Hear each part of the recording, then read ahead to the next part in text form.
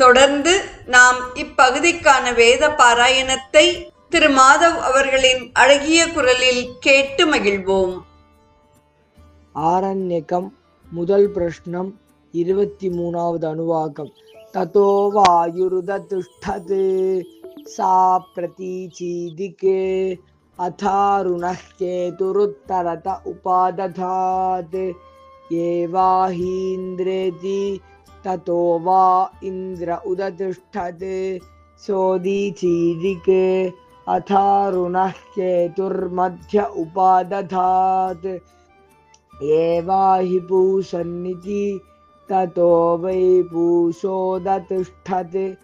सेयन्दिके अथारुणः केतुरुपरिष्टादुपादधात् एवाहि देवा इति ततो देवमनुष्याः पितरः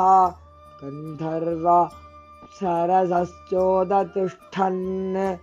सोर्ध्वादिके विप्रुषो विपरापतन् ताभ्योऽसुरा रक्षागुंसि पिशाचाश्चोदतिष्ठन् तस्मात् ते पराभवन् विप्रुद्भोहिते समभवन् तदेशाभ्यनूक्ता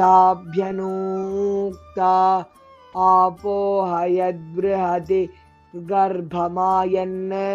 दक्षन्दधाना जनयन्ति स्वयंभुं तत इमेध्यसृज्यन्त सर्वाः अद्भ्यो वा इदगुं